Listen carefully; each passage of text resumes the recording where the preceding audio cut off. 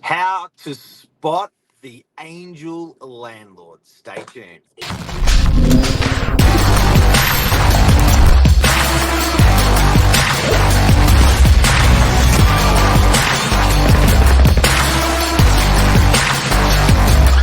I'm the ringleader, so listen up. What a privilege. What a privilege. Cleo Witt here, weapon property manager in our industry. And it is hard to get a property manager on social media in Australia. Especially at this time of morning. Well, you guys are way too busy. We still wake early, but that, first 2-3 hours before work, we get a lot of stuff done as well. Good morning. Far out. Good morning. Good morning. So, Cleo, topic we've chosen for our guests is, the angel landlord. And I do think, tenants dream of these landlords. And I do think they do need a little bit of a pat on the back. So you're looking after, in our agency, 500 landlords. And you've been doing this for how long? Oh, too long. 15 years plus, I think. I've stopped counting now, definitely. So you're not a property manager who's got out of being a beauty therapist into property management for a year and then back out into beauty therapy. You are a career property manager. Committed to the task, that's for sure.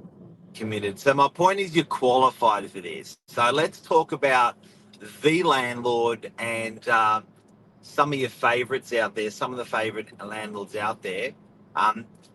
Put them in your brain, one of them, two of them, or three of them. Tell me how they are a great landlord or an angel landlord. Look, I think with any client that you have, building a rapport is really important to start. Once you've built a rapport for a period of time, that whole trust and relationship becomes easier. Of course, if you're a new client or a new owner and you've just got your property manager for the first time, you've definitely got to build up, those layers where you can hand over your, huge bag of cash and let them look after it. But I guess some of my would say, angel landlords are the ones that don't interfere too much with the process, let me manage. And, when I need to get them involved, they're happy to help. And then they sort of take a bit of a step back. But, that does come after time as well. Bit of trust. Yeah, it's a two-way street. And, things like maintenance, jobs and that can cost a lot of money. You definitely do still need to engage, but it does make it easier when the owner, understands we use, good local trades. We're looking at getting them the most secure job in the shortest amount of time for the, not the cheapest, but the best quality and all that sort of stuff. So. And you, two things you said. One, you said, I love what you said, is it's like you said a bag of cash. So it's like someone's giving you a bag of cash of $1 million or 700,000 or whatever the property value is. And they're saying, I trust you with this. I'll leave this with you, but I want to get this bag of cash back with the same amount of money that's in it, actually more. So you're a bit of a trustee in that way. And then another thing you mentioned, you're saying, was to trust that process. So it's not a landlord that'll just go along with everything that you say, but there's got to be that respect amongst each other, where they can trust that you're very transactional. You've done what you're doing many times, so they'll trust that the process that you found in your work and your processes to say, okay, Cleo, do what you got to do. Yeah, and we're governed by the Residential Tenancies Act. We're all licensed and, certified. We do things, correctly in the best way. so apart from just the trust, you know, we also have the experience to be able to guide the owner in certain scenarios. When I say process, there's so much involved in managing a property, and we've, you know, narrowed down all these processes that work the best. And yeah, we just, you know, the angel owner and client, you know, recognizes that we do have that knowledge, and you know, we're going to have their best interests at heart. An angel landlord, are they like that from the beginning, or do they become like that in time? Look, some owners that are investors and have been for a long time, they might have an investment portfolio of 10, 15 properties plus. They know what to look for. And once you've ticked all those boxes, then yeah, they like I said, trust the process. But it is rare to have that trust straight off the bat. You do have to build it up. And every tenant's different, you know, and the scenario can change.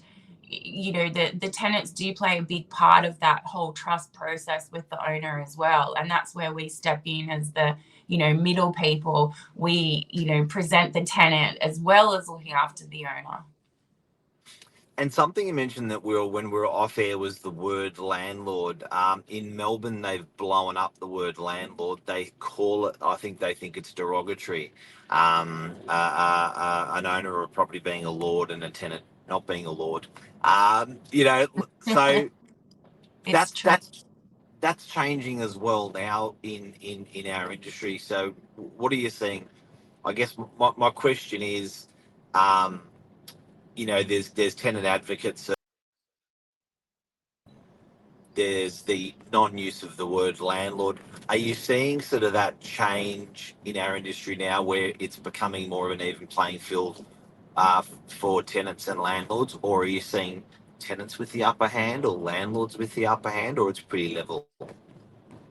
Yeah, I don't believe that whole landlord versus tenants exists anymore. We are so heavily regulated, and a lot of the tenants as well are property owners also.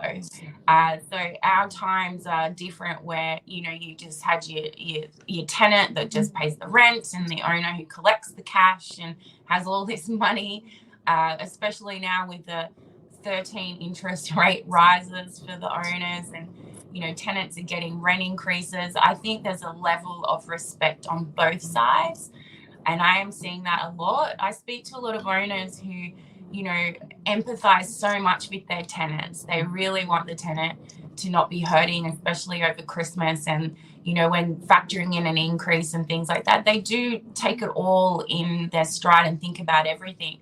At the end of the day, it is an investment for them, and of course they, you know, a business, but, you know, we're all people. And I just think the way that we've evolved in property management is, you know, there is a lot more respect for both sides, for sure. So if you're a tenant, you've had the not angel landlords, nice way of saying it, and you've had the angel landlord. From a tenant's perspective, is it quite similar for you know, for an angel landlord, or most importantly, how do they spot them as well? The, you know, tenants out there. Well, the way that the property is presented is a big indication, for one. So if you go to an open home and the property's clean and doesn't look run down, that's an indication the owner cares about the people that are going to be renting it. When you go to those places that are, you know, dire, and the kitchen's falling apart and it's purely a cash cow, like, some tenants are desperate in that situation, and we totally understand that.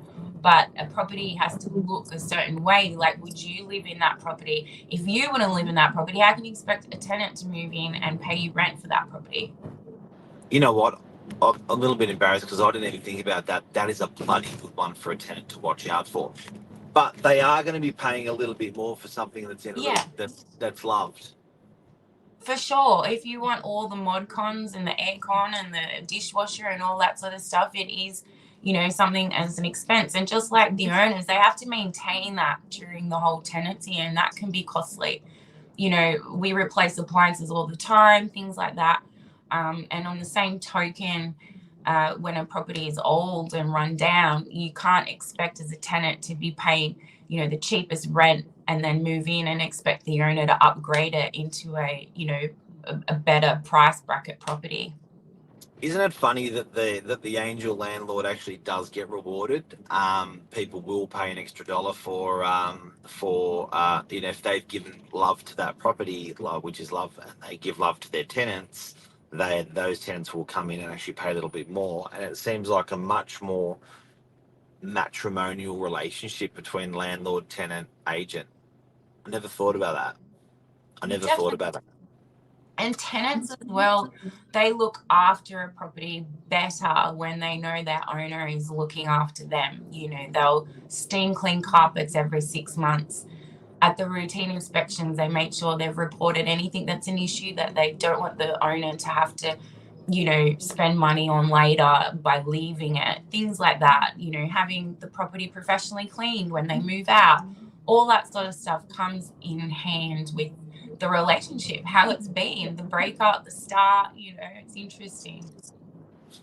Cleo, you've even helped me today. Thank you. We've spoken about angel landlords, how to spot them with Cleo Whittier, expert property manager.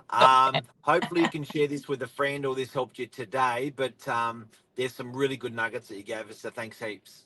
Thanks. See you later. Bye. Thanks, legend. Bye.